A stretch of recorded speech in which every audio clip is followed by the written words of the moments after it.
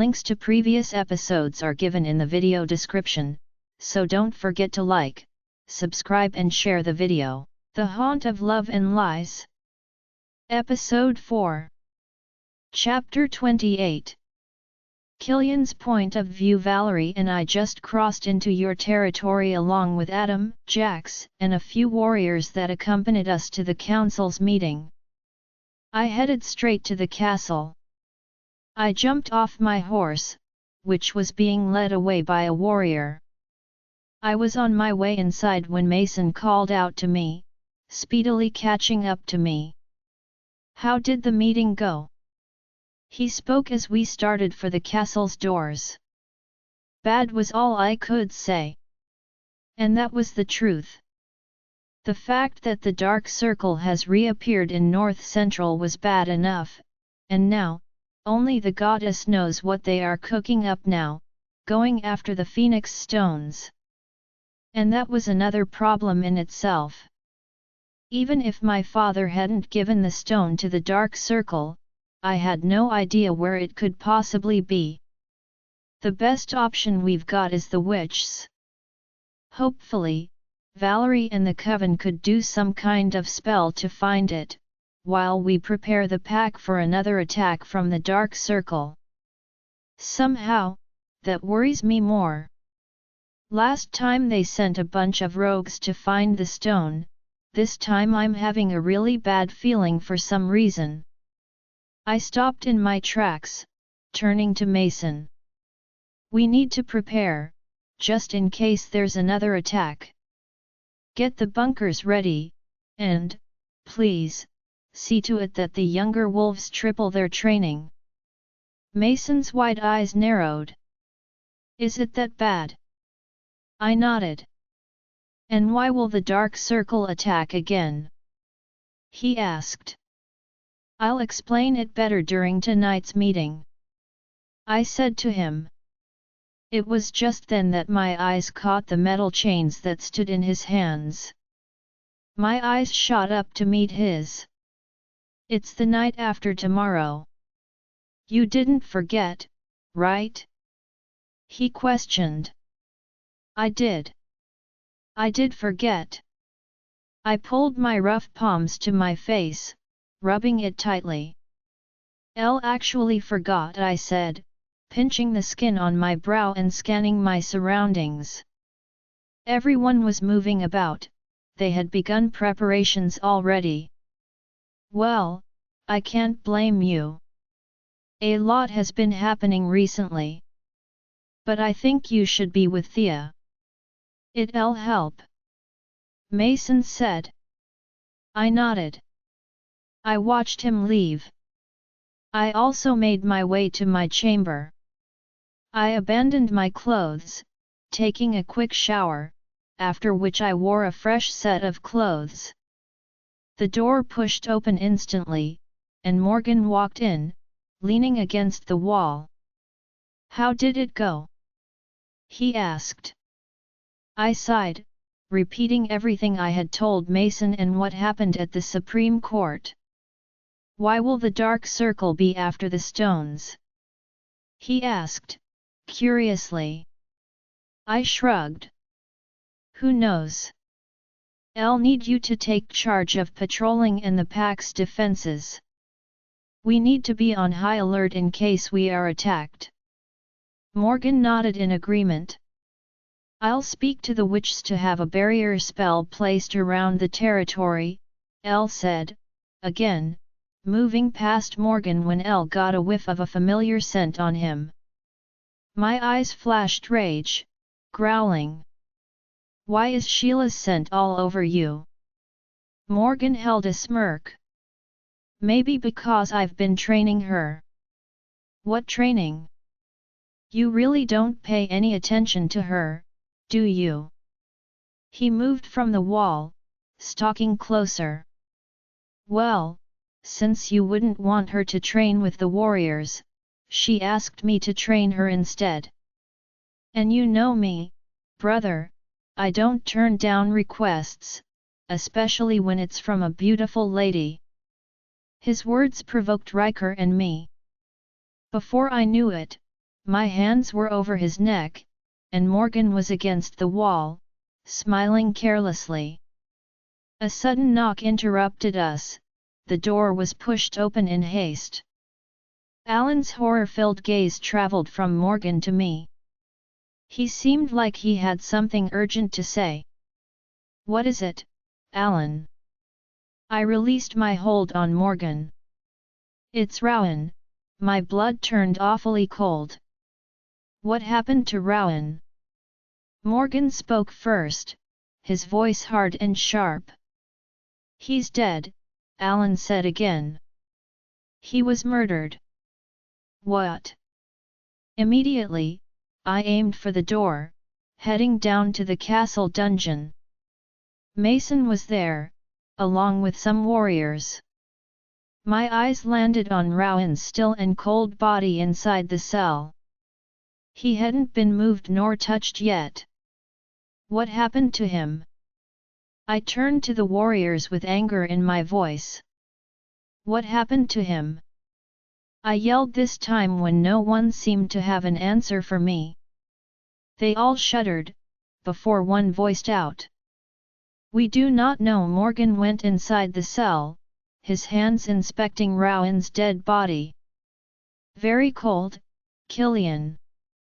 "There's no sign of any physical injury," Morgan said.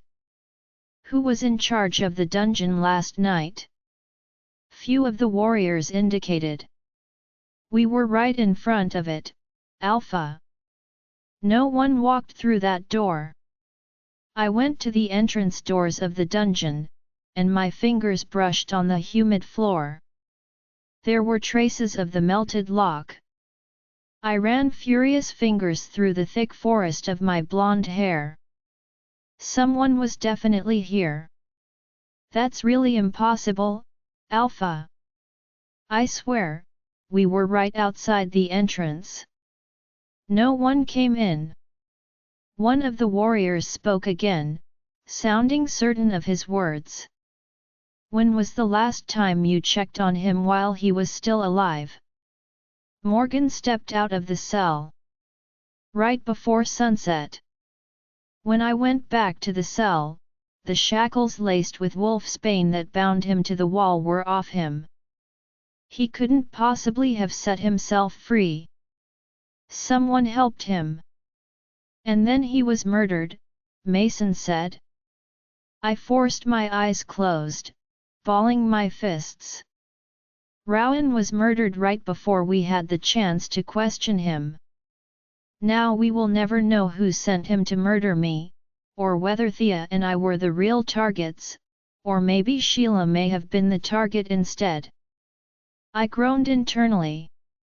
That sounded insane, but I just couldn't shake the feeling in my gut. It wouldn't surprise me if Sheila was the main target of Rowan. Rowan was also a member of my pack, and thus, he was also affected by the curse on both myself and the pack. I can't think of any other reason why he would want to endanger his own life when his life and that of every member bound to the pack are linked to mine.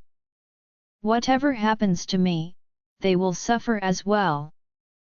For this reason, I don't think he was after Thea or me. Thad so many enemies who would not hesitate to retaliate against me, using Sheila, my mate. This was precisely what I feared. I didn't want her to come into harm's way. "Brother," Morgan called out to me. I'll turn to him, giving him my full attention. "This looks more like the work of a witch." I creased my brows. "That's even worse. Send the body to the witch's quarters. Maybe Valerie can get something from it." I ordered the warriors. Immediately, I left the dungeon, moving as fast as I could.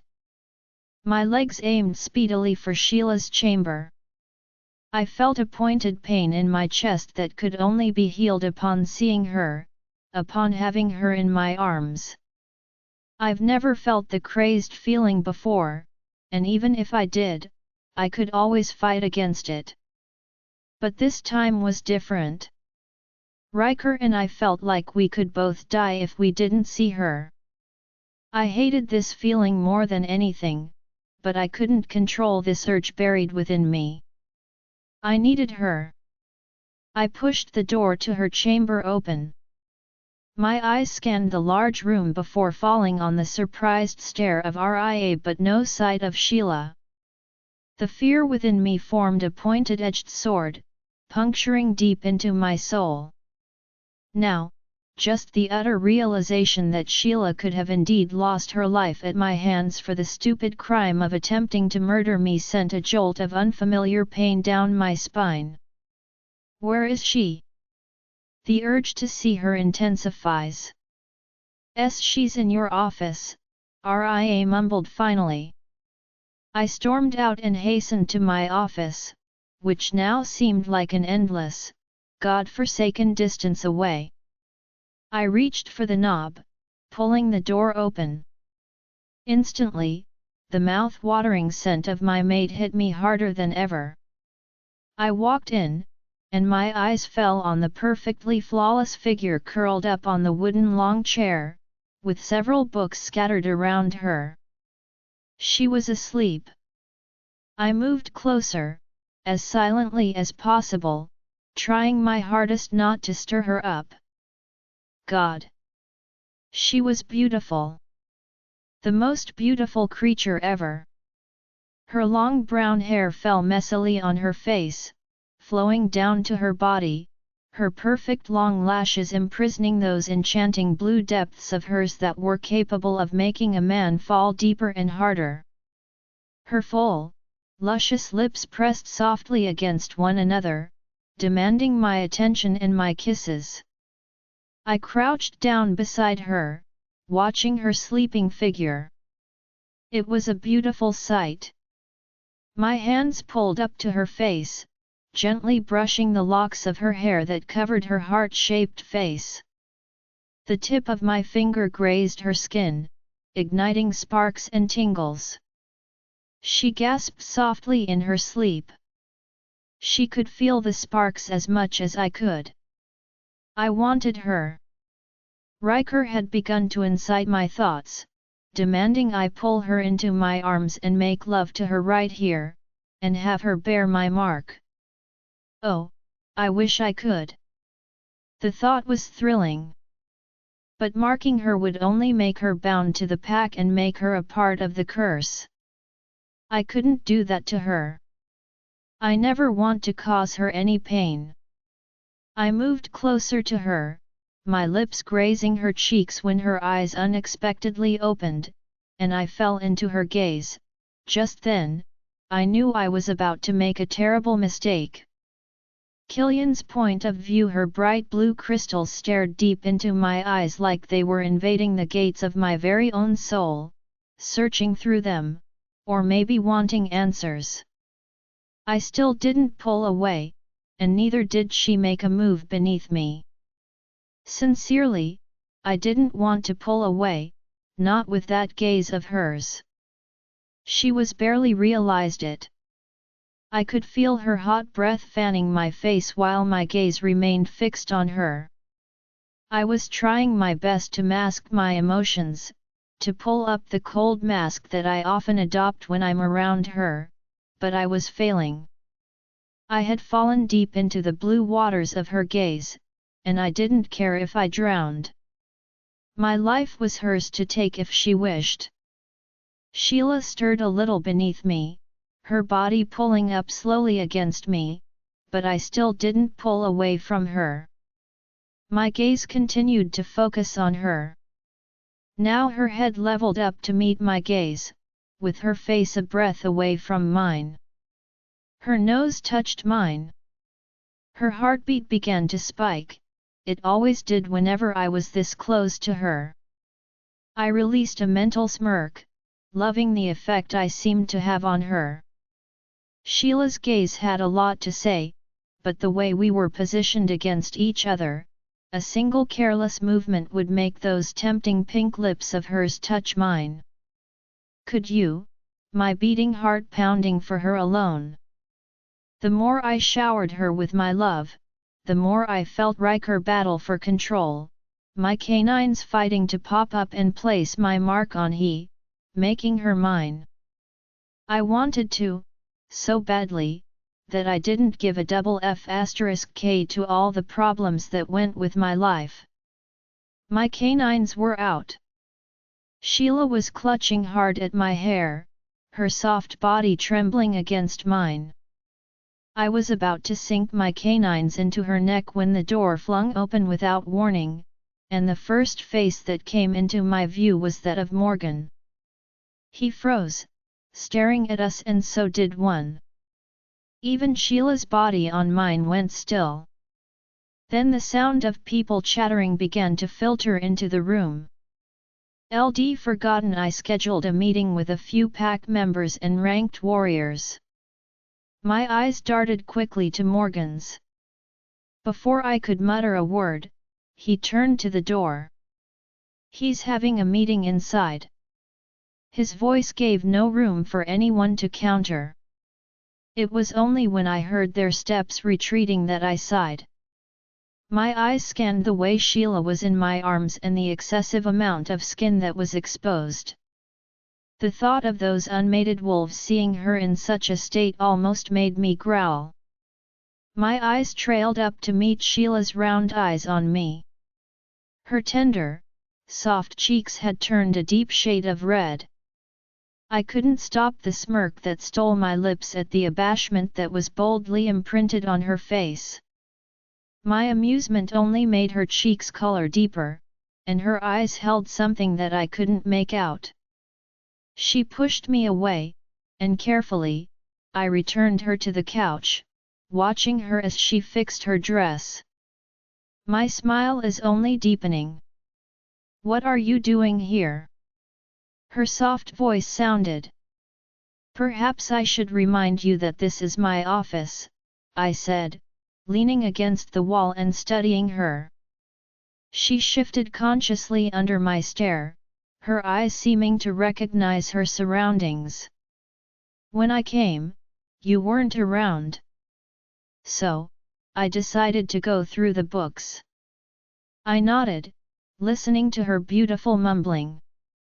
How did the meeting with the council go? She asked. I gave her a surprised look. And before I could ask, she offered. Morgan told me, she added, pulling back the locks of her brown hair that kept falling back on her face. Fine, I said, still watching her. I had promised Morgan I wouldn't ask her about the man that saved her when Rowan had attacked her, but only because I couldn't trust myself not to get riled up. Whenever it came to the blacks, it always made my blood boil. I had no idea why Kaiser would sneak into my territory. No matter how hard I thought about it, it only managed to infuriate me. He was also on my suspect list. It was no secret that the blacks despised me as much as I despised them. Knowing those brothers, they wouldn't hesitate a second to cause the pack and me any harm. They'll relish any opportunity they get. And they seem to be going after Sheila to seek revenge for what my father did to the Black Blood Pack. He was the one who led the attack on the Black Blood Pack, murdering Leonardo and Kai's mother while taking their sister, the destined one spoken about in the prophecy. I brushed my palm against the back of my neck, wishing I could forget everything that happened that night. But I couldn't. And maybe I didn't want to. But one thing is certain: before they harm my mate, I will rip out their hearts first. Killian, Elle jerked. My eyes met Sheila's round eyes, full of worry. I hadn't realized Elle zoned out on her. What did you say? I asked. Elle asked about the warrior that tried to have you killed. Has he been questioned yet? She repeated. I shook my head gently. Rowan's dead, I said flatly. Her round blue eyes widened even more, as she pushed up on her feet. How? She rushed to me, her scent paralyzing me, luring me back into her arms. He was murdered. By who? I shook my head again. We have no idea. He was found dead in the cell at dawn. Then we have no idea who tried to murder you and that woman. She said. I nodded once more as she fell silent. Only if she knew she was probably the target of that murder attempt. I breathed out, exhausted. Sheila was completely as vulnerable as a human without her wolf to protect her. It made me think deeply. Even if I hated the idea, she was better off learning a way to defend herself. You seem fond of disobeying my commands, I said, and her brows turned up, getting pissed. What did I do this time? She queried, sarcastically. I could almost see her rolling her eyes. I am aware of your training escapades with Morgan. She looked surprised. Her hands furiously folded. Her actions cause her foal to push up. I had to clench my jaw, to stop myself from running to her and stealing those sweet, twin peaches of hers in my hands. Riker was encouraging my sensual urges, but Elle ignored him, instead, focusing on anything but her. I need training, Killian. Even though you may be eager to render me completely useless, I would rather I at least know how to keep my life should I encounter any trouble. Like with Rowan, so, yes, I asked Morgan to train me, since I'm not allowed to train. I never forbade you. I told you that you can't train with the warriors, but I didn't say you can't train with me.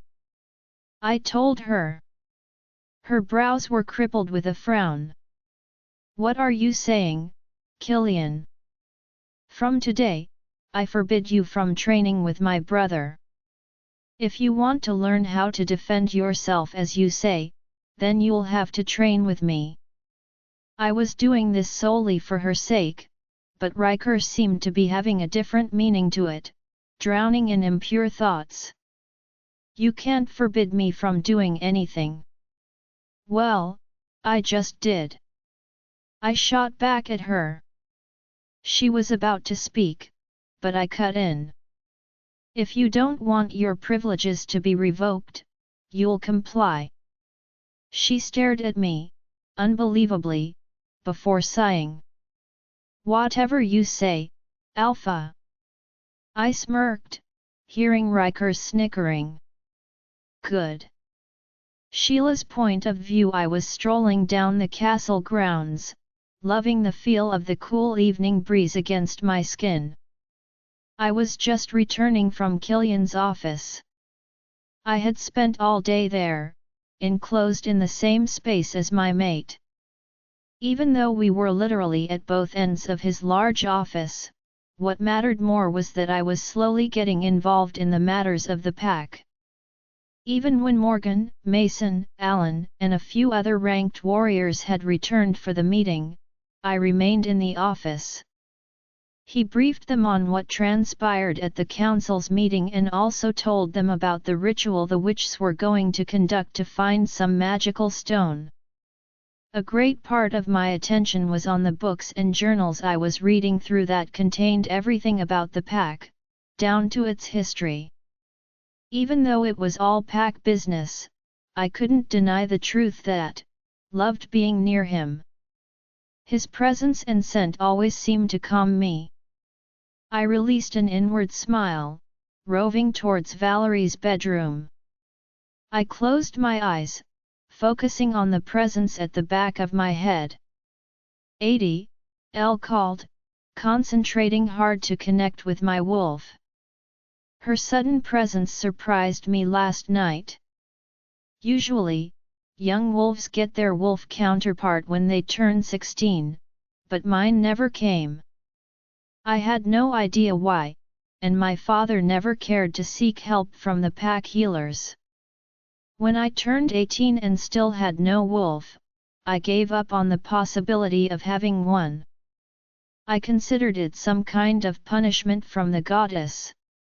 Valerie was right, the constant ache was a result of 80. She was trying to reach out to me, to connect with me, and now that I know there's a possibility that I can have my wolf counterpart, I'm determined to do whatever it takes. I called out to her again. I could hear faint whispers, but couldn't make out what she was saying. It was enough for me to know she was somewhere in there. I reached Valerie's spell room, knocking at the door. Instantly, it opened for me. I walked in. I glanced around the room until my eyes landed on Valerie. She glanced my way from the far end of the room. Her bright purple eyes twinkled brightly. "Come in. I was expecting you. I heard you were looking for me." I moved closer to where she was. "Yes, I did." I examined everything that stood on the table in front of her, as she kept watching me. "Last night I was able to communicate with my wolf," I said, more like I was finally able to hear her. "But I was told you weren't with one." "That's what I thought as well, but it turns out I had one after all. I can feel her presence, but I'll want to be able to access my wolf." Valerie's purple eyes examined me. "I can surely help with that, Luna." Her words made my heart beat ecstatically. I pressed my lips in a smile. "Thank you really." My gaze fell on the table, and then back to her. "Did you manage to get anything from Rowan's corpse?" "Regrettably, we weren't able to get anything, other than the obvious fact that he was murdered by a witch," she responded, crossing to the other end of the room, grabbing some witch's ingredients from the shelf. I watched her closely. "Ls that for the spell to find the stone." Her gaze shot to mine. "A part of it, but a lot more will be needed to find that stone before the Dark Circle does." I heard Killian speaking about the Dark Circle during the meeting. I didn't know much about them, but I heard some stories about them from the servants back at the Silver Mist Pack. They spoke a lot about them and the Council, even though my father, Alpha Lucius, belonged neither to the Council nor was he a part of the Dark Circle. I spent some time in Valerie's spell room before retreating to my chamber. As exhausted as I was, I retired for the night. My eyes squeaked open in shock at the heavy pounding on my door. I jerked up on my bed, my eyes scanning my room. The heavy knock came again.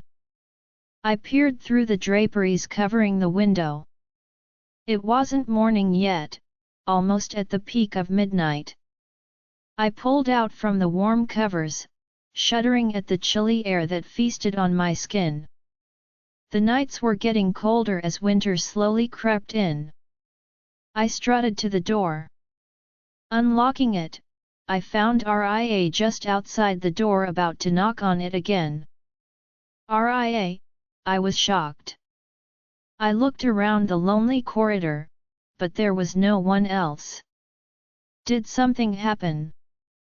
"I'll apologize for disturbing your sleep, but Alpha Killian requested that I fetch you from your chamber." My long lashes fluttered against each other. "It's midnight. Why on earth would he ask for me?" Ria shook her head, not knowing. I shut my door shut, following Ria. Instead of heading to Killian's office, she led me out the castle doors into the cold night. I felt my skin vibrate from the cold air lashing. We walked into the woods, a faint outline of the moon accompanying our every step.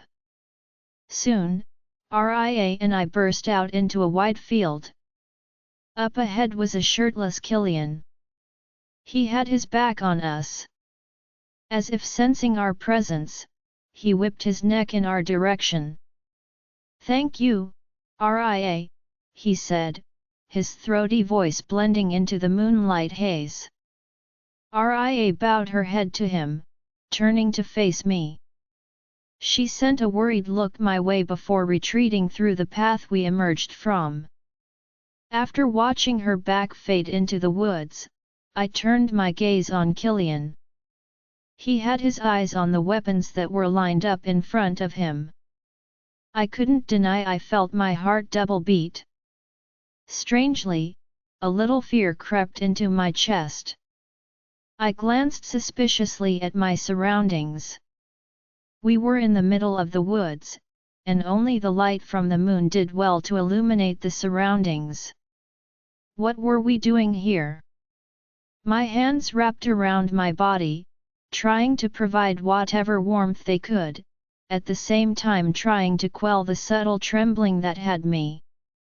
Even though Killian detested me, he couldn't possibly be capable of murdering me, right? I couldn't halt the bizarre thoughts that rose in my mind. Killian turned to me. I couldn't see his eyes clearly, they were completely dark from the darkness. He was staring right back at me. Slowly, he gripped the half-length sword in front of him and began moving toward me.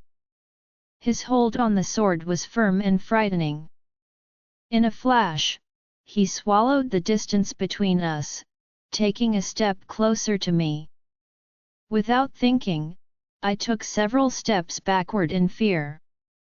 My legs were trembling harder while my fear grew. Killian bridged the gap between us, and before I could move again, his large hand gripped my wrist, pulling me closer to him. "What's wrong? Don't tell me you're having stupid thoughts like me calling you out here to murder you."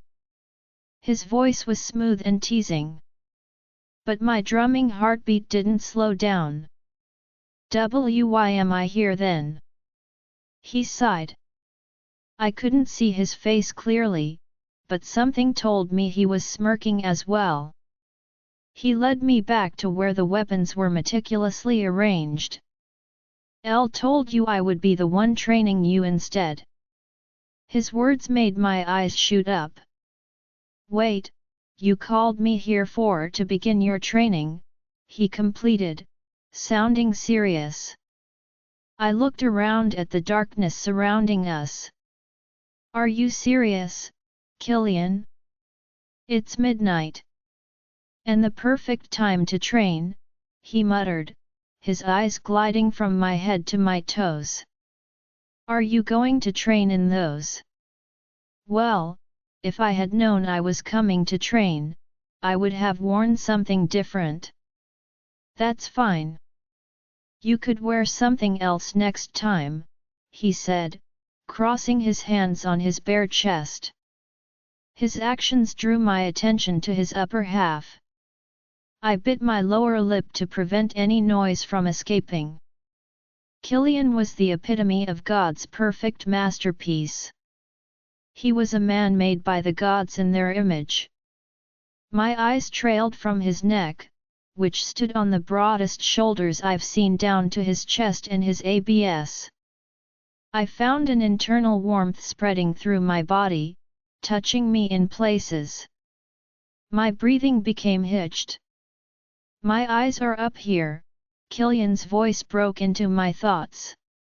Instantly, my eyes shot up to meet him.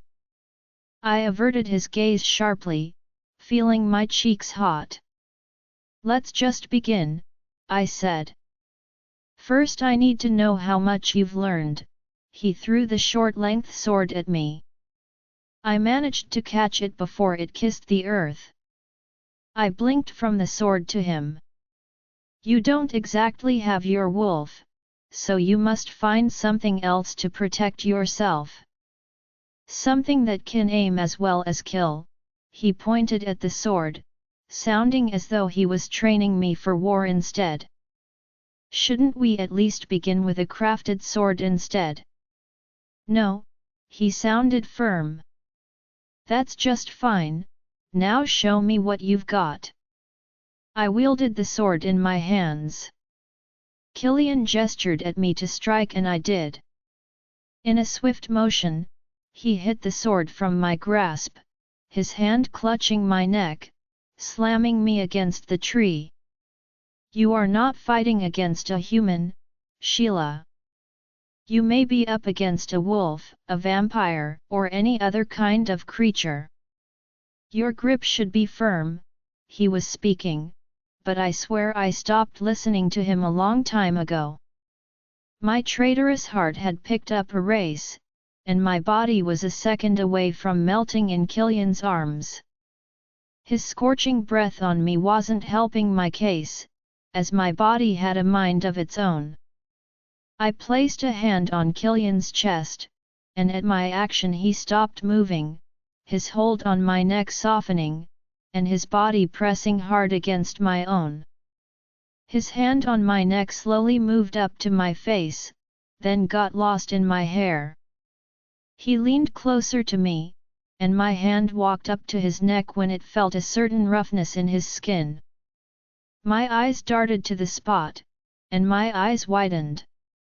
What happened to you, Killian? I looked up to meet his gaze, turning dark and furious. Sheila's point of view. I regretted those words as soon as they left my lips. Killian's gaze hardened, growing darker and deadlier with a striking rage. In a flash, his body pulled away from mine and walked back to the middle of the field. Come at me, and don't hesitate. Fight like you are literally fighting for your survival. His words were clear and held no emotion at all. It was brutally cold. I picked up the sword laying on the ground, holding it tightly as I took my stance, but my eyes were on his chest instead. I shifted my gaze to him. He was staring at me with dark, unknowing eyes. I lunged at him, and again, Killian slapped the sword from my hands. His hand, this time, shoved me against the tree, aiming for my chest. If I was a real threat, your heart would be in my hand right now. You have to fight like you badly want to live. His voice sounded like a high-pitched yell. What happened to you, Killian? How did you get those scars? My lips ranted so stupidly, as my eyes dwelt again on his chest that was branded with several scars, as though they were etched deeply into his soul. I didn't gaze up to meet those dark eyes of his that were no doubt glaring furiously at me. I couldn't quell the pain that pinched my chest just at the sight of those scars. I felt so much pain that it almost made me want to cry. I hated this feeling. But I couldn't help it. I heard a faint howl at the back of my head. I could feel Adi rove to the front of my mind, but she didn't utter a word. When Killian neither responded nor moved away from me, I was forced to gaze up at him. He was staring down with the usual fathomless dark pit in his eyes, and his expression was unreadable. I couldn't tell if he was furious or not. It doesn't concern you, now focus, he didn't yell, but there was noticeable brutality and roughness in his voice. He backed away, and I recollected the sword from the ground, aiming for him. I evaded his attack several times before he pinned me against the tree.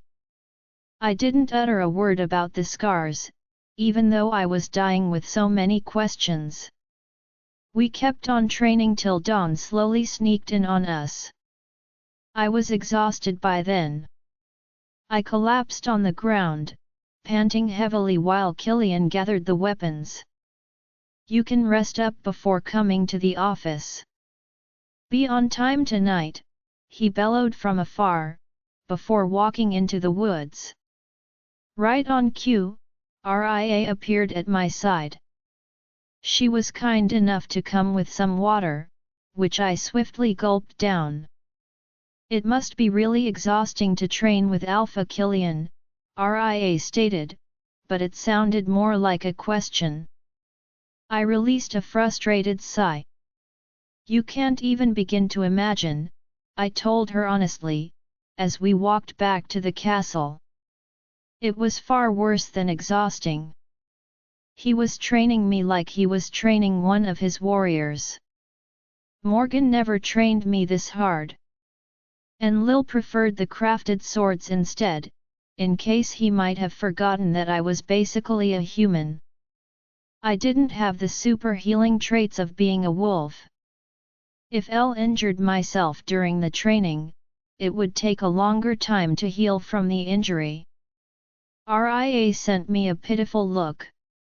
We reached the castle gates.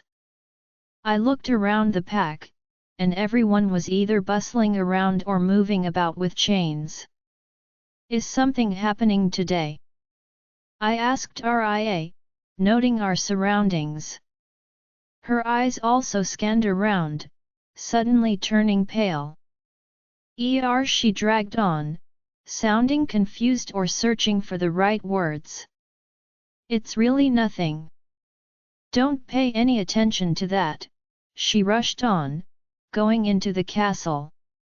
I followed suit behind her, heading to my chamber. I showered and got dressed in a deep violet sleeveless dress. I went down for breakfast at the pack house. I have been having my meals there instead, with the pack members and Morgan as well. At least I get to avoid Killian's insufferable lover. I had my breakfast with Betrayal, Ria, and a few members of the pack. Unlike usual, the pack house was rather quiet, and not many people appeared for breakfast. Those who did ate in silence. Even Betrayal and Ria focused on their food, barely muttering a word. Everything just seemed weird, even the atmosphere of the pack was strange. I finished my breakfast and headed to the castle. Betrayal left for some work, and a few minutes later, Ria also left. She informed me she might not be able to see me the rest of the day. When I asked her why she was being really weird about her reasons, I felt tired, but I really didn't want to remain within the corner walls of my room. So, I left for Killian's office instead.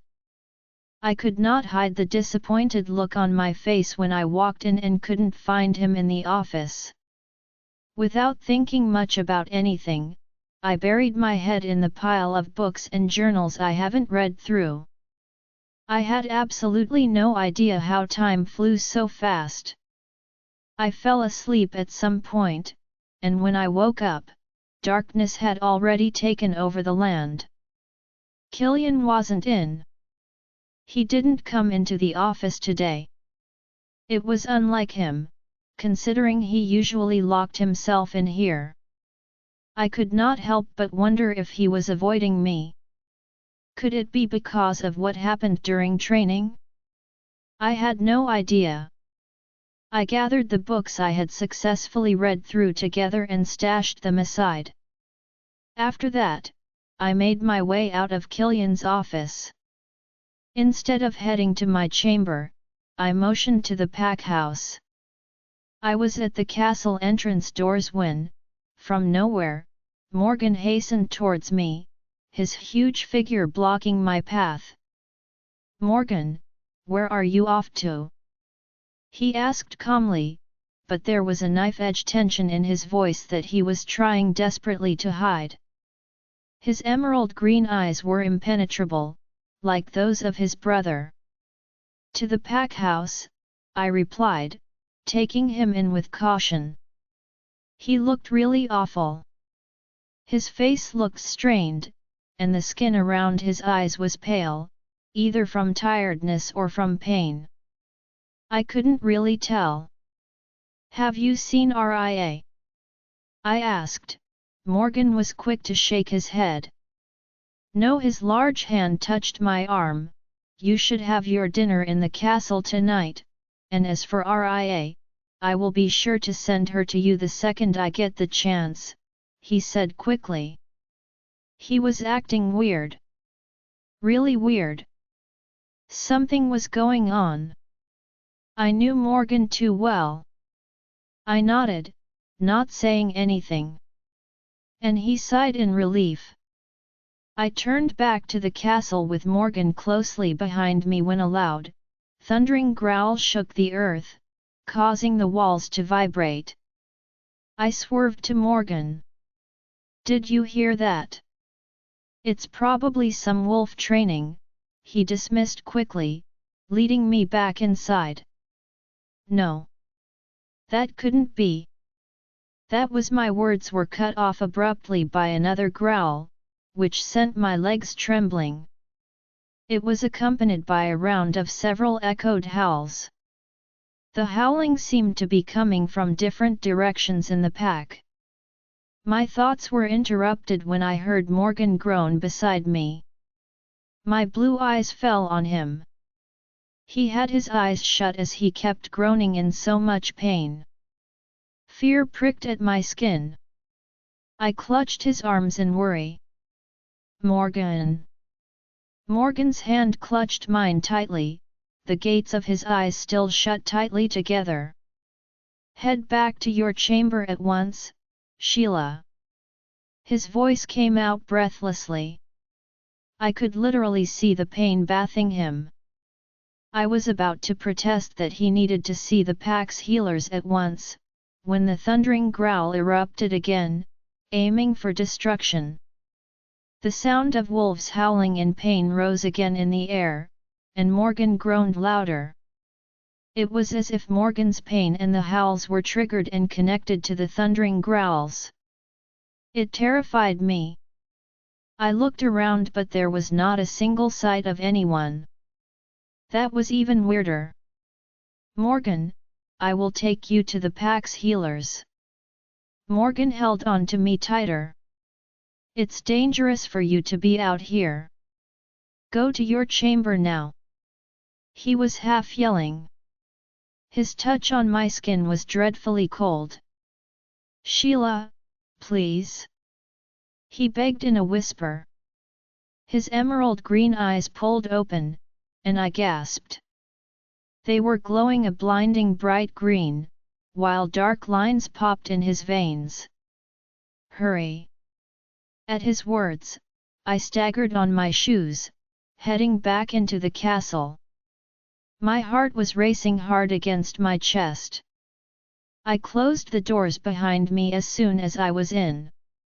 Immediately, a blast of wolves howling in pain filled the air. Through the loud tumult outside the castle walls, a piercing growl sliced through it all. And I froze. Something in my chest recognized it. "Oh, my goddess! Killian!" Killian's point of view. I was standing at the entrance of the underground cave in the castle, my eyes gazing gently upward. I watched as the sun was so eager to switch places with the moon.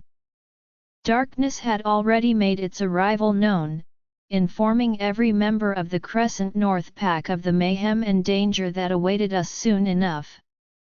After my morning training with Sheila, I went to the training field to train with some warriors. I could feel everyone's anxiety for tonight. Some had started to prepare, while the younger wolves were training harder. It broke my heart to see my people in this state.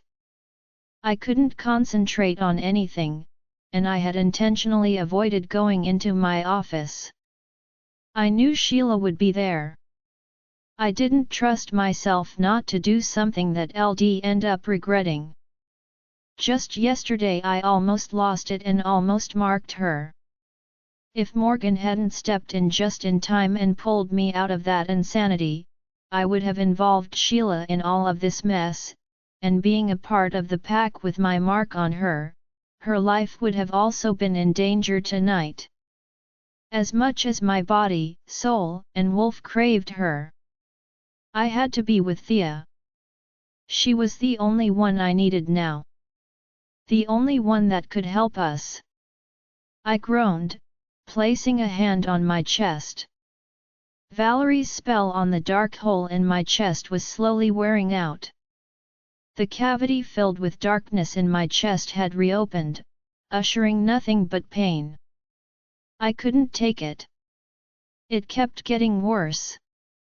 It was on this cursed day 15 years ago that my own father placed a curse on the pack and me.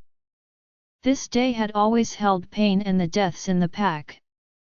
I have to watch the disaster that will befall my people once again, and it pains me more that I can do nothing to stop it. Even the witches couldn't help with this. This was something we had to face on our own. I hissed as the pain in my chest intensified. My gaze was drawn to the hand I was holding close to my chest, where I could see the black blood dripping from it. Soon enough, the darkness deep within will take control of me. Even Riker couldn't fight this. I shut my eyes, wishing badly I could breathe in the very air that carried my mate's scent. It always seems to calm me these days. It somehow manages to quell the growing pain in my chest, and our training this morning proved it. I had spent the night with Thea. Even still, the restlessness and pain within me only kept on growing, but with Sheila beside me, it was different. There was an unexplainable wave of calmness that brushed through me.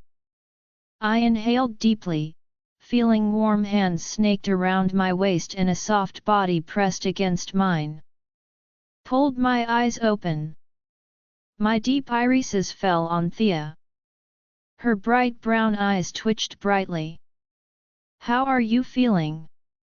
she asked quietly, concern and love vividly embedded in her brown depths.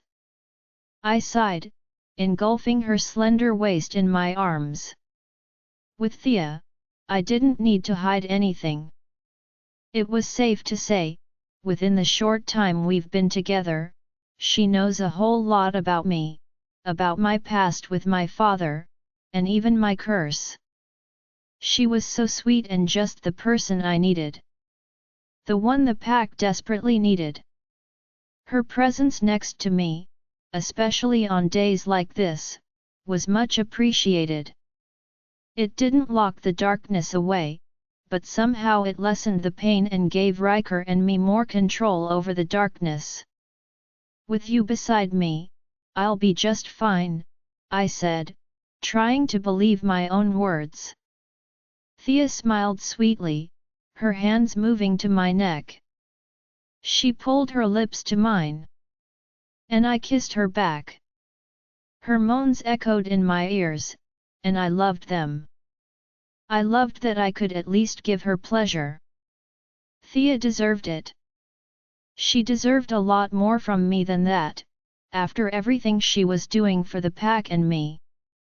I know that Sheila's situation affected her. But she never speaks about it. That was the kind of person she is, sweet and understanding. And I didn't want to break her heart. We broke away upon hearing an awkward cough from behind. My gaze traveled in that direction, finding Valerie and Morgan staring at us. "It's almost time, Alpha," Valerie sounded, her voice neutral. My gaze shifted to that of my brothers, and he didn't hide the rage that stood in them. For some reason, he didn't exactly fancy Thea. Even being the gifted one to help break the curse. He still didn't like her. I moved my gaze to the night sky where the moon was pouring forth its bright rays. "Is everything ready?" I asked. Valerie nodded again. My eyes fell on Thea as we headed back into the cave. At the far end were several chains bound to the wall. I took off my shirt, kneeling beside the chains. Alan and Mason joined us. And together with Morgan, they bound me with the chains, pinning me against the wall. Thea was by my side. I could feel her intense fear and worry. As soon as the guys were done, Valerie spelled the chains and the cave to ensure when the darkness takes over, I will not be able to break free from the chains and leave the cave. This is exactly how I've been living my life for the last 15 years after the curse was placed on me and my pack. Every month of this year, my pack and I battle against death itself.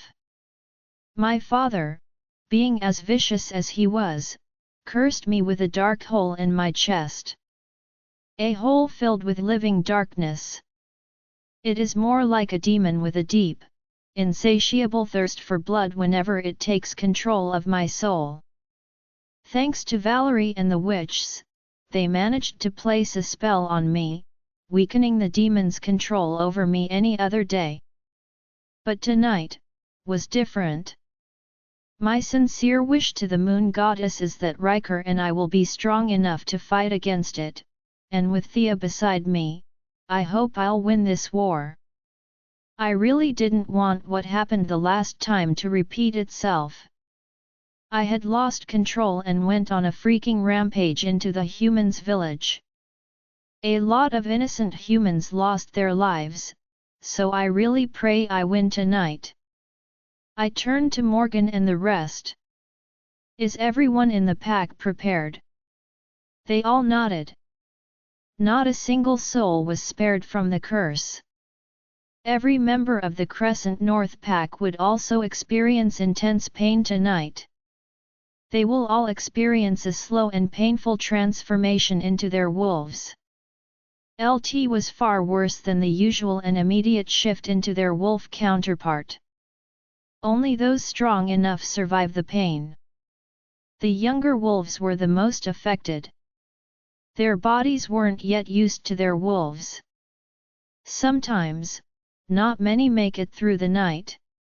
It hurt me the most to know that come to the new dawn, we will have lost many young pups and the elderlies. Let's do this, I told them.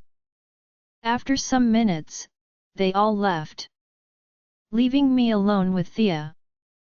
She was right next to me, her sad brown gaze never leaving mine. I will be with you every second of the night. Her words were sweet and almost comforting, but I couldn't quell my fears.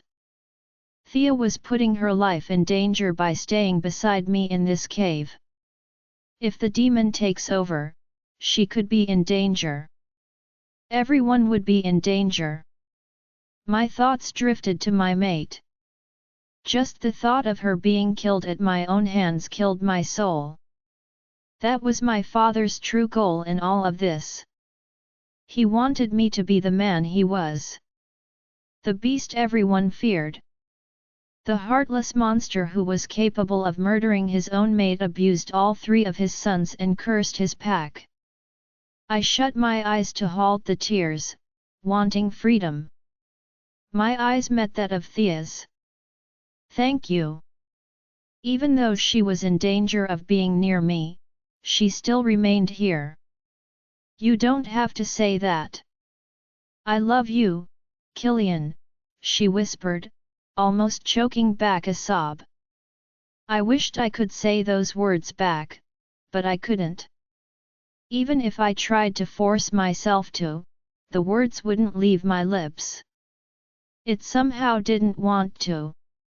It's like they were created for someone else's ears alone. Someone I couldn't have. My mate. Thea kissed me once more, and immediately she pulled away.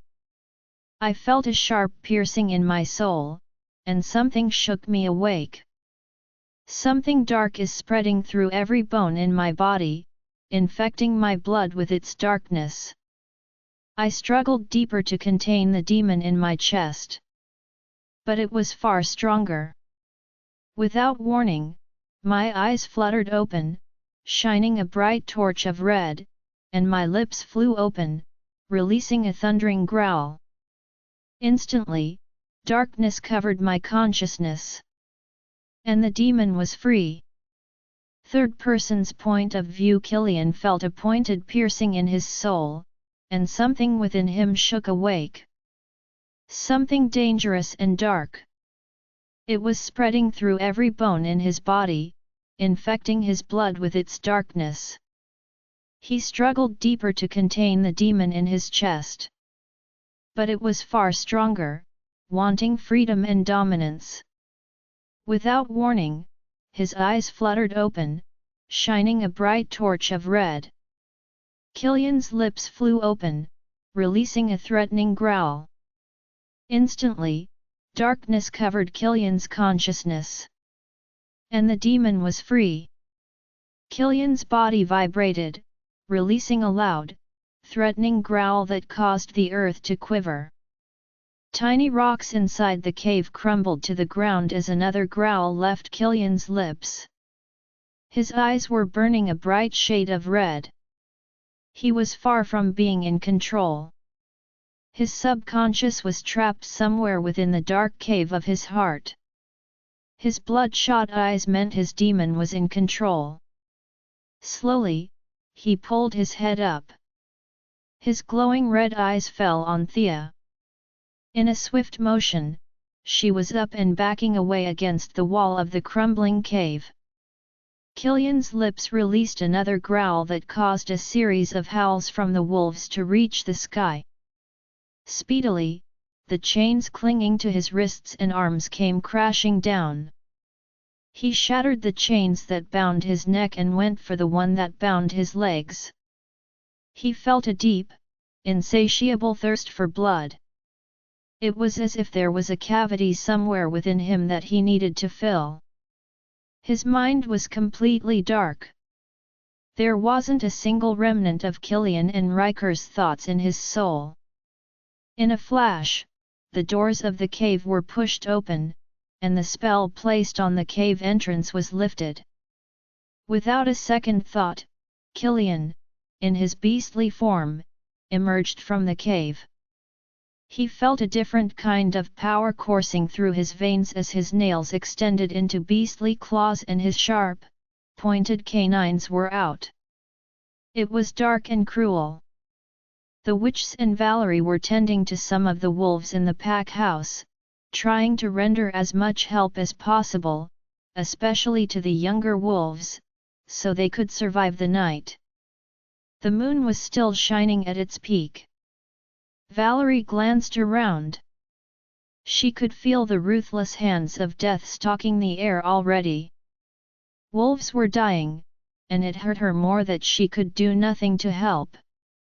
At least not until the crescent moon rising. That was still a few months away. That is the only chance the witches had to break the curse on Killian and his pack. It wasn't as easy as it sounded. The Coven witches had been trying their best to finally conclude the last piece of the spell required for the ritual the minute Alpha Killian found the gifted one, Thea, but they were unable to.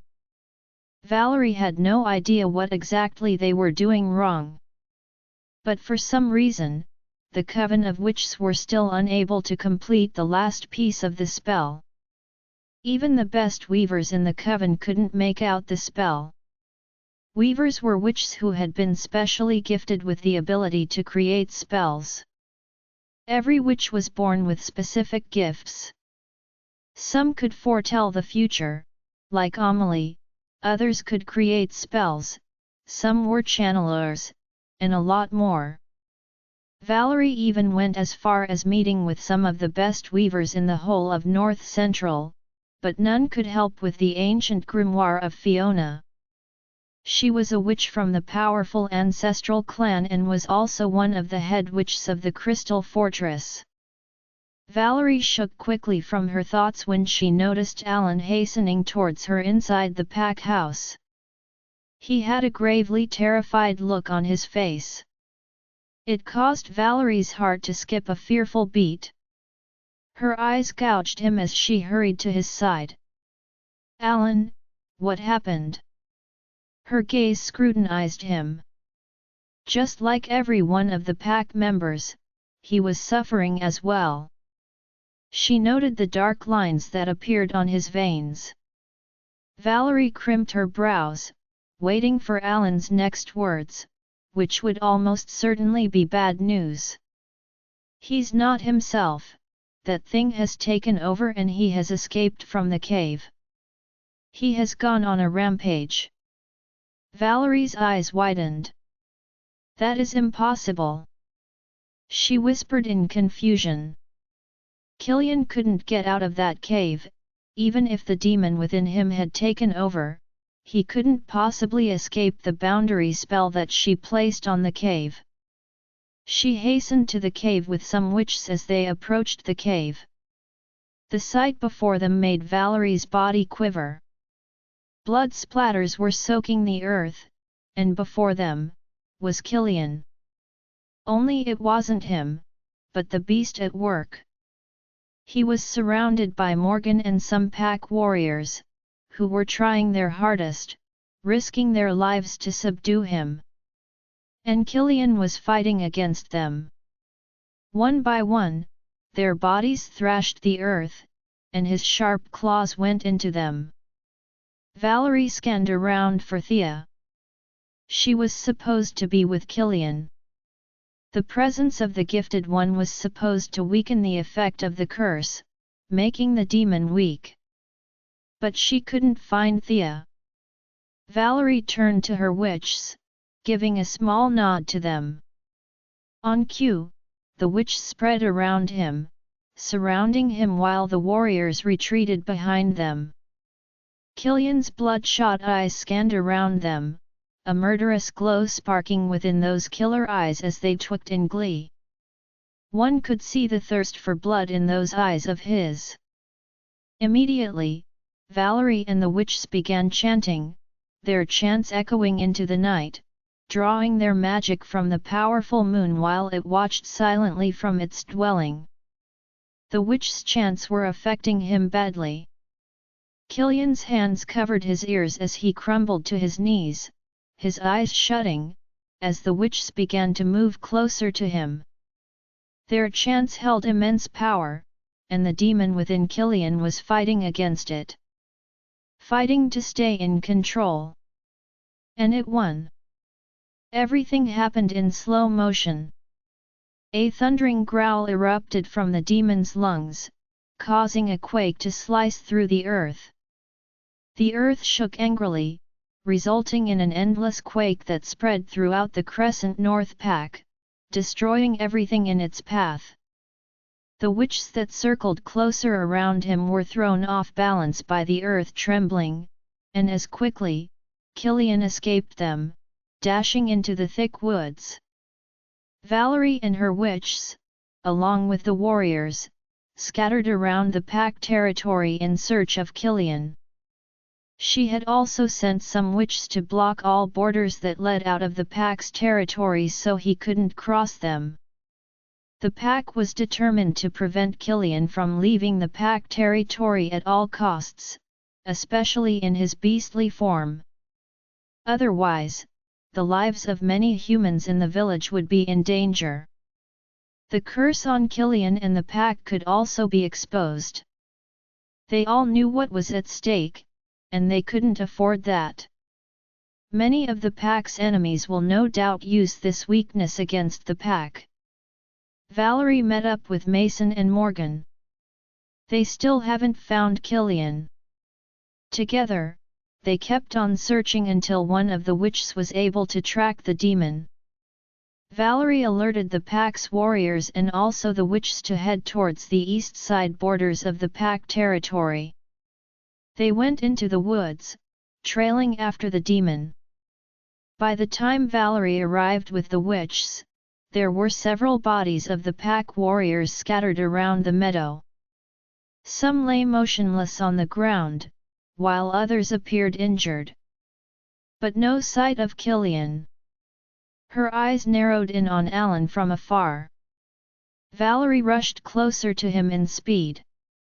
He was bleeding badly from claw injuries.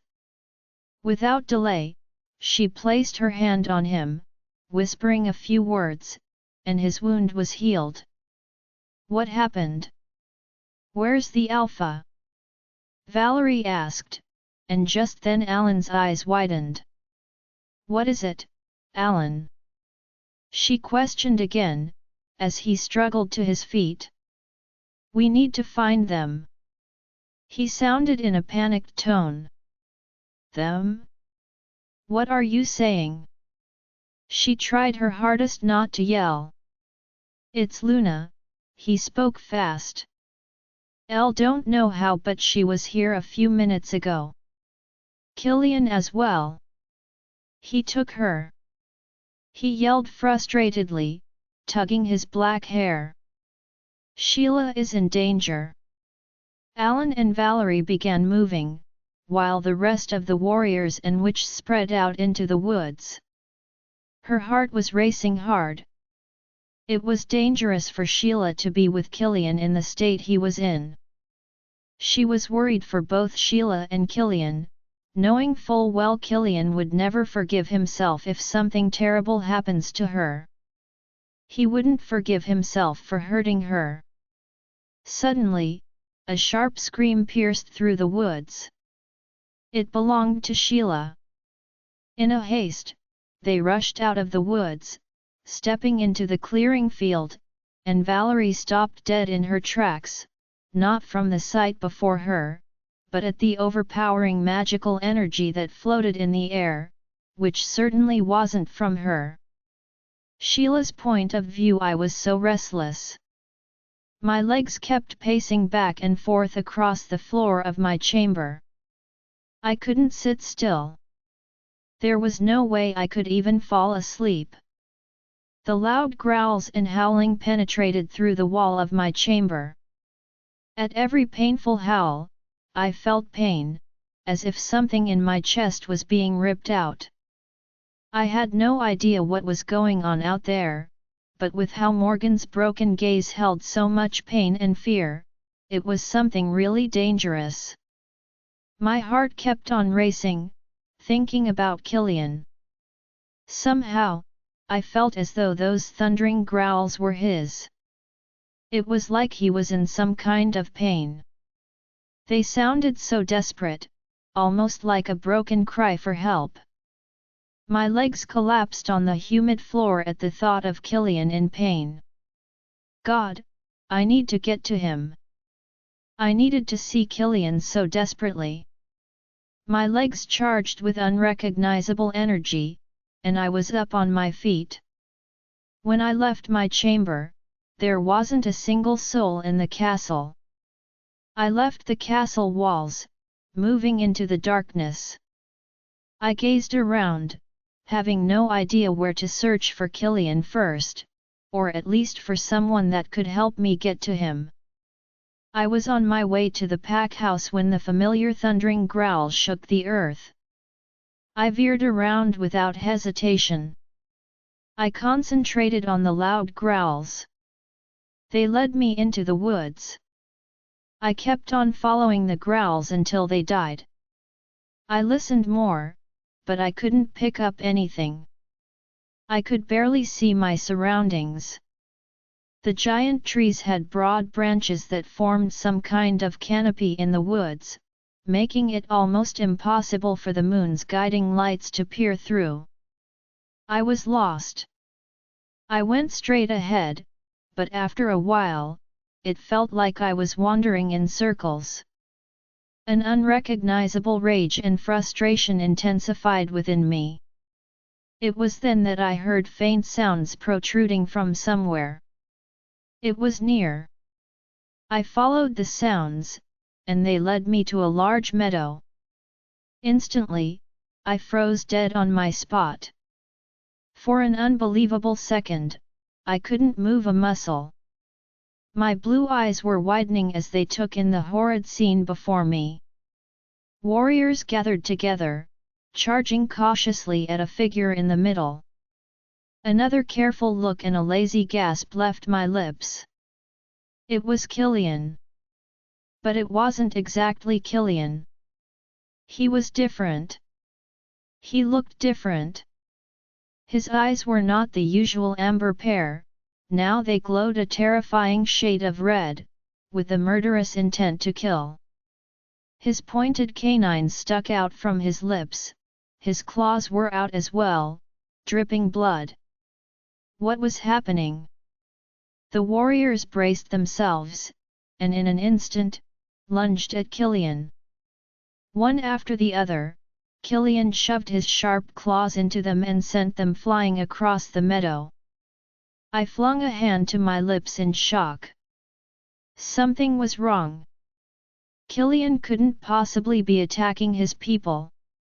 I looked around, and just then Alan emerged from the thick woods, along with more of the pack warriors. Alan's gaze shot up the moment it found me. He rushed to me. "Sheila, what are you doing here? What is happening to Killian?" I could barely move my gaze from Killian as he began to fight against the warriors again. "You have to head back to the castle, it's not safe." At Alan's words, a loud growl came from Killian. He pounced on the warriors mercilessly in a swift movement. His bloodshot eyes narrowed on us. His thoughts were evident in that murderous gaze of his. He lunged at us, but quickly, the warriors that followed Alan hurried to our fronts. Heard Alan murmur a series of curses beside me. "I promise, you'll be fine," Alan whispered to me before he and the warriors lunged at Killian as he sped towards us. I watched in horror. Killian was attacking his people, and before I knew it, Alan was in his hands. Quickly, his sharp claws swiped through him. "Killian!" I didn't know how the word managed to leave my lips. But he didn't even spare a glance my way, almost as if something was controlling him. Before he could make a dive at Alan again, my legs moved fast, and instantly I was before Killian. My blue eyes fell instantly into his eyes. It was completely dark. It was like a deep, terrifying, dark pit that one could almost get lost in. It was frightening. "Killian, this isn't you. Please stop," I ranted without control. Killian's eyes narrowed with similar murderous intent, as his strong grip on Alan loosened and he aimed for me instead. Before I could blink, his sharp claws imprisoned my neck, jamming me against a trunk. I couldn't breathe. I could feel the warm fluid that had begun to rush from a growing pain in my neck. My feeble hands clutched Killian's in a pathetic attempt to get him away from me. But his hold never budged. "Killian, Killian!" I screamed, holding on to him tightly as I felt my feet puling from the earth. "Killian," I tried to call again, but it seemed the words were stuck in my throat or somewhere within the walls of my mind. My life was slowly escaping, but at the same time, I felt my body begin to vibrate, surging with a kind of unfamiliar energy I couldn't recognize. Like a burning force in the pit of my stomach wanting freedom, moving its way to my throat where Killian held me. Something in me wanted utterance, and without warning, my lips were forced apart and a deafening scream left my lips. Killian's strong hands released my neck quickly, almost as if I had burned him. He released a growl. Something was happening to him. His breathing was hard and labored. The dark void in his eyes began to spark, flickering between the burning yellow of his wolf and his usual amber pear. Soon enough, his gaze softened and the color of his eyes became a dim shade of amber. He was back. "Killian," my voice croaked, seeming to pull him out of whatever daze he was in. The depths of his gaze widened. Fear, horror, and regret drowned those broken orbs. I gasped hungrily for air, never leaving those eyes of his that regarded me. And before he could speak, loud chants rose in the air, and quickly Valerie and the witch surrounded him. Whatever they were doing was affecting Killian. He knelt on his knees, his hands on his ears, growling in pain. His claws retracted, and so did his sharp canines, before he dropped unconscious on the ground. Valerie rushed to his side, inspecting him quickly before pulling her gaze back to me. I could feel her gaze on me, but mine didn't move from Killian. I watched Morgan and some warriors hasten to his side, taking him away. I was up on my feet hurriedly. I didn't want to leave him. Valerie's hand held my arm. Her actions forced my gaze on her, and she was regarding me with so much confusion that couldn't be hidden. I could see the questions that were etched in her purple eyes. "I need to be with him," I said after what felt like an eternity of our intense stare.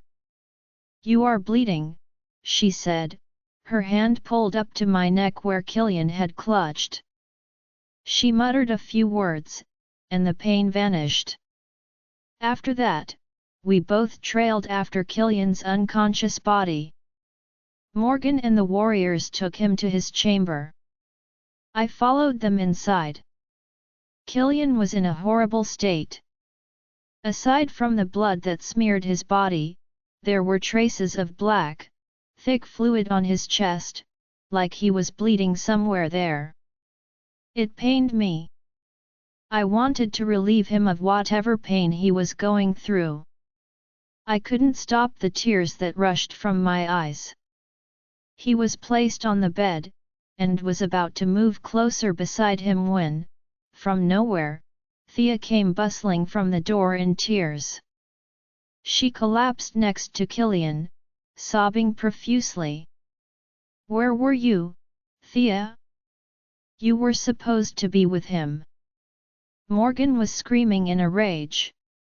His pitched tone forced Thea's swollen eyes on him. Instead of replying to the question, she collapsed more into tears. Valerie and her witches moved closer to Killian's bed. "We have to place a spell on him and weaken the demon," Valerie said, her words precise. "Demon?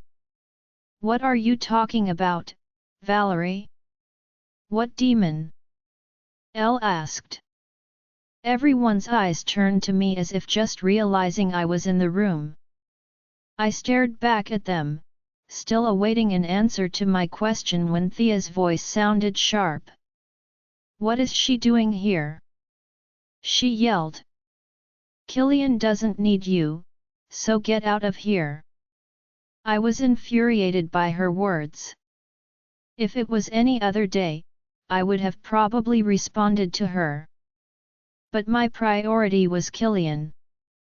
I ignored her completely, which seemed to have offended her the more. My gaze moved questioningly to Morgan. He didn't look like he was going to reply to me, so I shifted my gaze to Valerie. "I'll promise I'll explain everything to you, but please, I need to tend to the alpha now," she said, indicating we all left the room. "I'll stay with him," I said. "No!" Thea screamed again. Her eyes darted my way.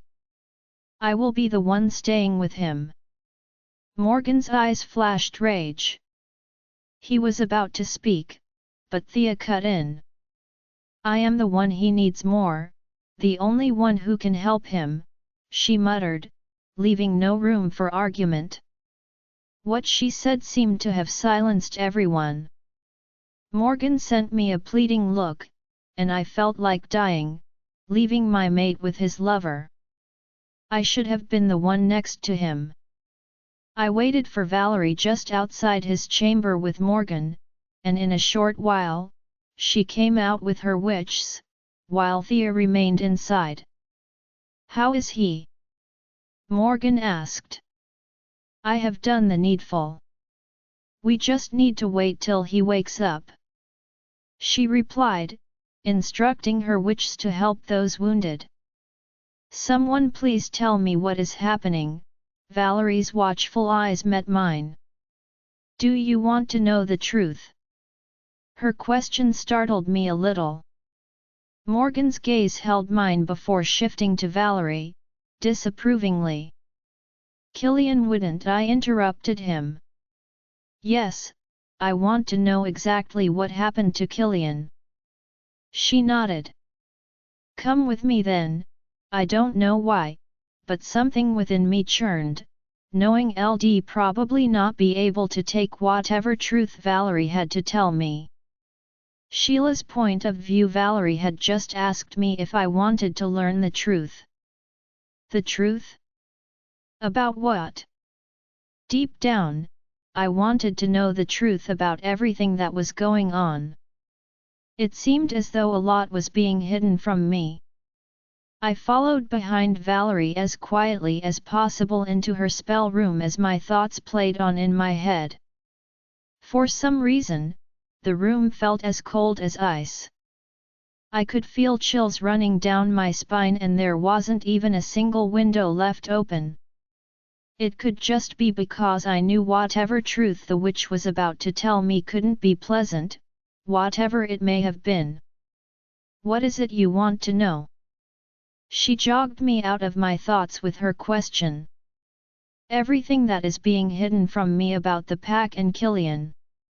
I need to know exactly what happened tonight. I paused, crossing my hands to warm myself up. Valerie, Killian was utterly. I was struggling to find the right words. Different, Valerie offered. I nodded, feeling my legs growing weak. What you witnessed today is the effect of the curse. My brows folded. What are you saying? No matter how hard I tried to understand what Valerie was saying, I just couldn't. It didn't make sense. Please explain carefully. I was surprisingly calm. Valerie exhaled, stepping closer to me. Killian is under a curse. Valerie's words shook every bone in my body, getting my immediate attention before I had any opportunity to ask any further questions. She spoke again. And so is every single member of the pack, she added, watching me closely. A weak gasp escaped my lips in shock, unable to form any words. But how?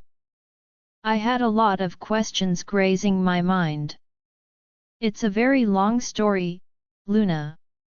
It's a crescent curse, and for the longest time, Killian and the pack have tried everything to keep it a secret from the world. Her words kept surprising me. You know exactly what will happen if this secret becomes public, she said, her final words shaking me to my core. She was right. I could not even begin to imagine it. Killian had many enemies in North Central and even beyond who would do anything to seek revenge if word got out about the curse. Both Killian and everyone in the pack will be in danger. Tell me, Valerie, who could have done such a despicable thing to him? I asked. His father, the late Alpha. The intensity of her words stabbed my chest. My legs felt so weak that I had to clutch the wooden table for support. The Alpha's father is the person who cursed his son and the pack, tying the fate of every Crescent North member to Killian's. If something happens to Killian, everyone's lives will be in danger as well. Valerie shot again, not giving me any chance to recover from each new truth she tossed at me. I felt suffocated. But you can help him, right? I asked. For the first time since our conversation, a tear slipped down the lean muscle of my cheek. Her gaze became grim. It scared me. Valerie, I called more urgently. I do not know, but trust me, I am doing everything I can. I could see doubts flashing through those purple depths of hers. Her words weren't assuring. There must be something that can be done to save Killian. Did you see him tonight? He completely lost it, almost like something had taken over his soul. I kept muttering. That was the cursed darkness in his soul. Valerie the walked around the round table in the room. Believe me, the witches and I are doing everything we can to get things in order. With the crescent moon rising and the gifted one from he goddess, the curse will be broken. What do you mean by the gifted one? The curse can only be broken with the help of the gifted one, on the night of the crescent moon rising. Valerie said. Then we need to find that gifted one.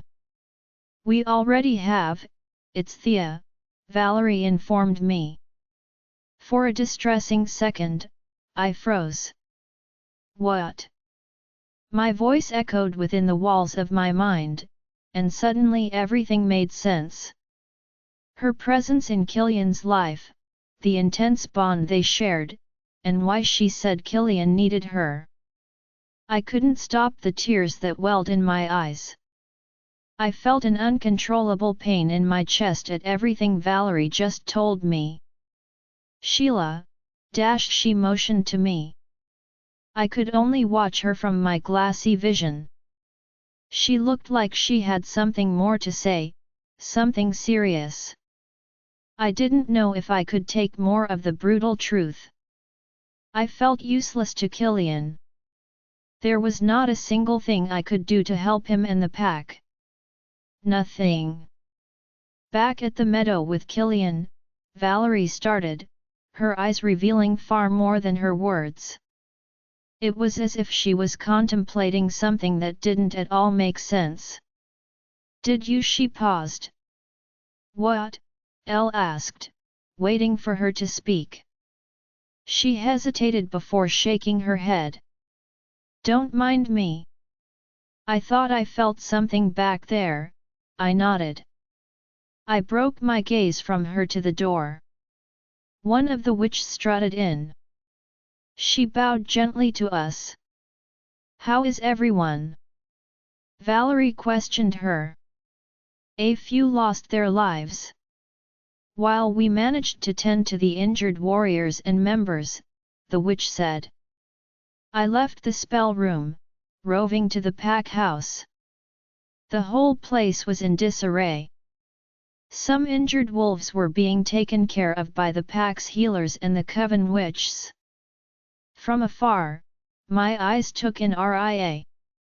As soon as she saw me coming, she raced to me. I'm glad you're okay. I heard you were hurt. I am fine, it was nothing serious, I told her, and soon Betrayal met up with us. My gaze scanned around for Alan. I found him in the company of Morgan and Mason.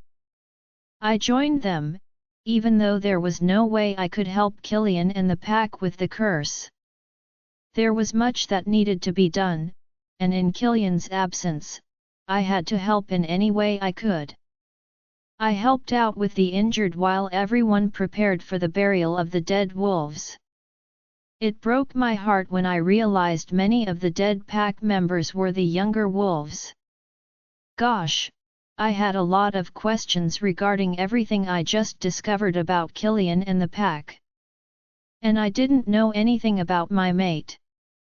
It confused me more why he didn't tell me about the Crescent Curse. Why didn't anyone tell me? I could not come up with an answer for that. Only Killian could answer that. If only he could just wake up.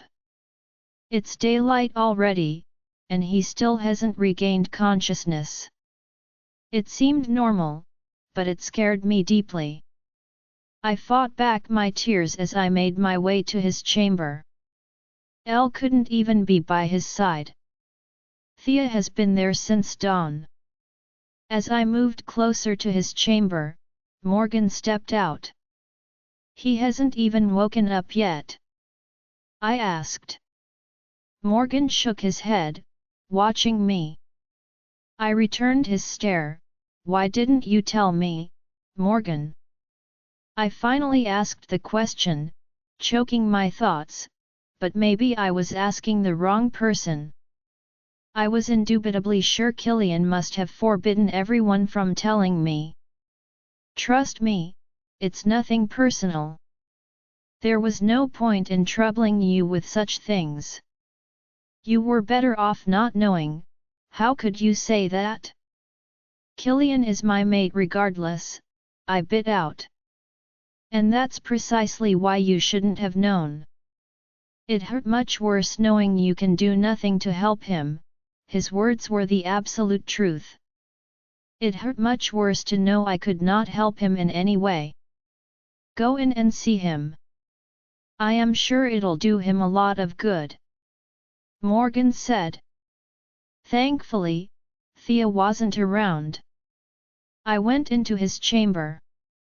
I walked closer to the bed, taking a seat beside him. He was back to normal. The dark veins that popped on his skin were no more, and his skin didn't look as pale as it did earlier. I pulled my hand up to brush back the tendrils of his soft hair that covered his forehead. My hands moved to his face. The electrifying sparks wasted no time erupting. It made no sense for a father to curse his son and his pack. It was so cruel. I don't know why the goddess would punish him this much. My eyes closed as a line of tears fell from them. I leaned deeper into him, and gently, my lips grazed Killian's. I pulled away, my eyes opening as I fell on Killian.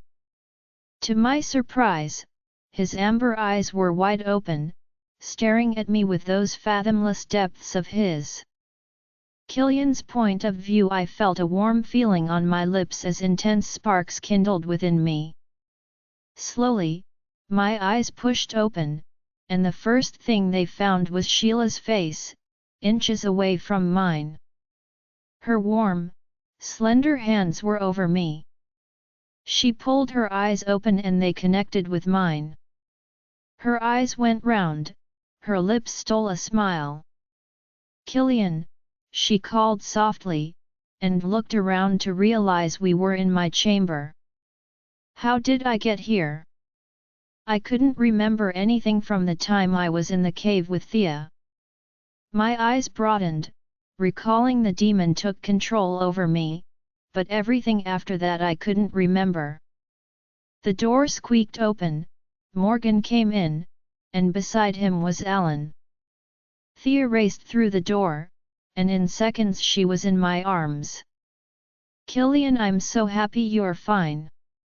Thea's tear-stained face pulled closer to mine, and she kissed me right in front of my mate. From the corner of my eyes, I noticed Sheila become still, before exiting the room. My eyes drifted to my brother and Alan. From the grim look on their faces, last night went bad for the pack, and even worse, I lost control of the darkness within. I didn't want to spend any second more in my chamber. There was a heap of things to be done. And also, some funeral rites for the wolves who couldn't make it. Necessary preparations had already been made by Valerie and my mate, Sheila. We buried the wolves at the pack's cemetery. Most of those who lost their lives were the younger wolves, and it was really hurtful. I looked around for Sheila. She was around during the funeral, but I can't seem to find her now. I mind-linked Rhiannon and I was informed she was back at the castle. After the funeral, Valerie met with me. Her deep purple eyes, as usual, fell on me sympathetically. We need to put an end to this, it's been happening for too long already, I said. We began walking out of the cemetery. I know, she muttered slowly, last night was out of control. Tell me about it. I really didn't remember anything from the moment the demon took control.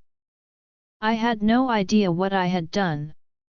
Frankly, it terrified me to even find out what my people had to go through because of me. Valerie was quiet, as she had been for the past few hours. What is it that bothers you? I know you can't remember anything from last night when the demon took control, but back in the cave, was anyone else there besides you and Thea? She asked. I ran my fingers through my hair, thinking deeply.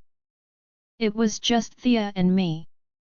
No one could get inside because of the spell you placed, right? Her eyes pulled away from mine. That's exactly what bothers me. The skin on my forehead creased. What do you mean by that?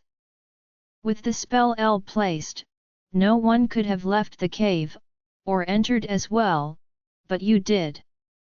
She stopped walking, concentrating hard on me. When the demon took over, you left the cave, which means someone had lifted the boundary spell I placed on the cave. A witch? Elle inquired. It can only be, she muttered slowly. It could be the same witch that murdered Rowan in the dungeon, but you assured me it wasn't from your coven, I said. And it wasn't. Remember, I did a cleansing spell to find out a possible traitor within the coven, but there was none, meaning. It's someone else, I concluded, and she nodded. My rough hands fell on my face. Another problem to add to the list.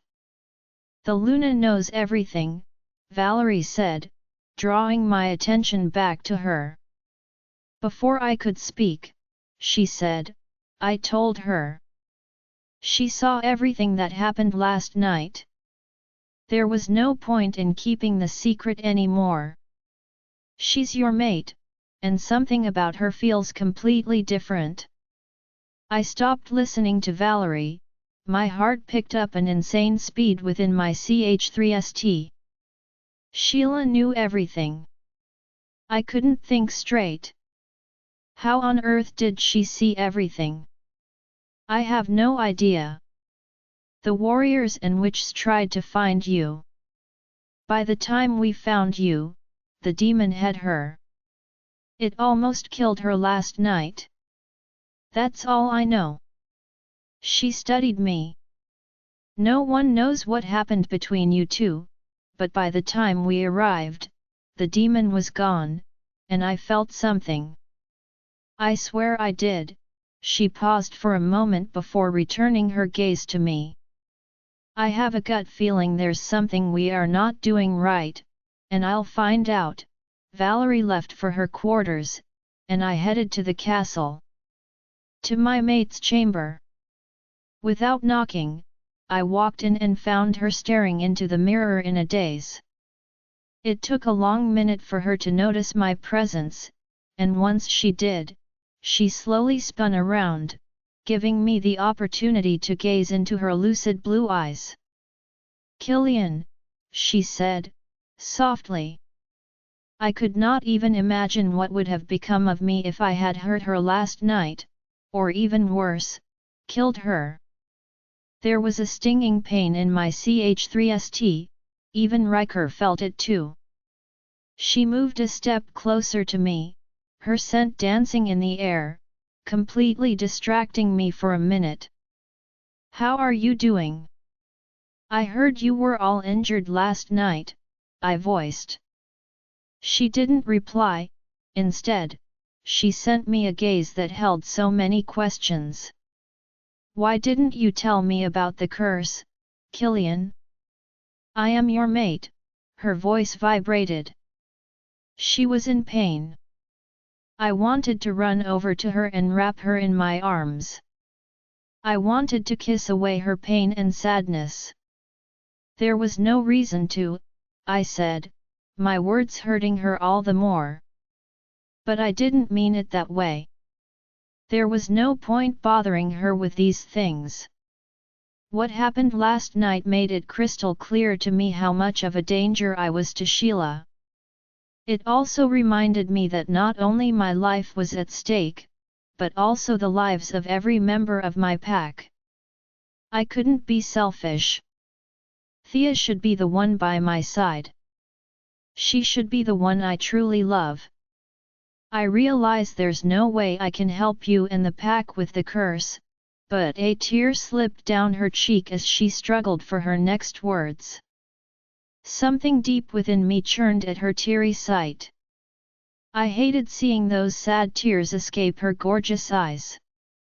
I couldn't hold back, I had to hold her in my arms, at least once more.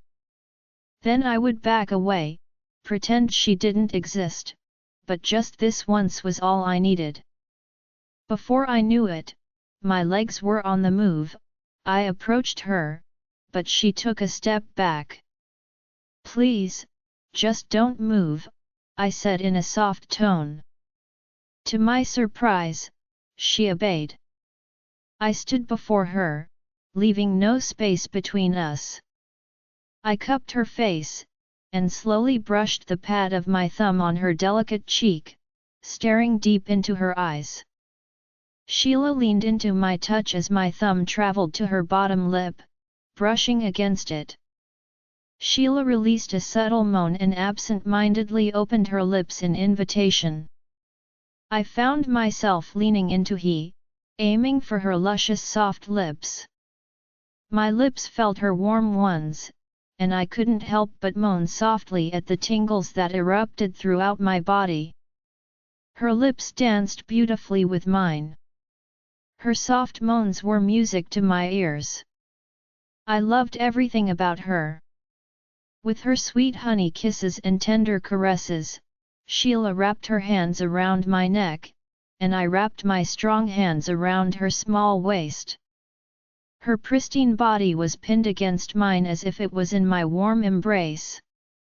In a quick motion, I hauled her body against the wooden dresser table and moved my way between her legs, my lips not once disconnecting from hers. I caressed her thighs beneath her dress. She made short sounds of pleasure and I froze. She was beautiful, but I couldn't go on. I couldn't lose myself. I pecked her lips one more time before pulling away from her.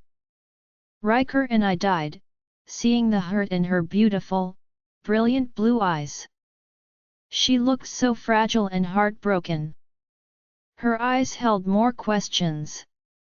"Please, Killian, stop doing this," she spoke. I could see the tiredness in her eyes. "Now I know the reason why Thea is here. She is the only one you love and the one you need. You have no idea how much it's hurt me to know I will never stand a chance against her. It will always be her, and you'll keep choosing her over me. I want this pain I feel to stop. I want to stop hurting, Killian," she said firmly, her words confusing me. Sheila's eyes closed, leaning into my tingling touch as if wanting it to warm her shattered heart. Then she pulled her eyes open, her gaze firm as she declared. "I, Sheila Colasso, reject you, Alpha Killian Reed, as my mate.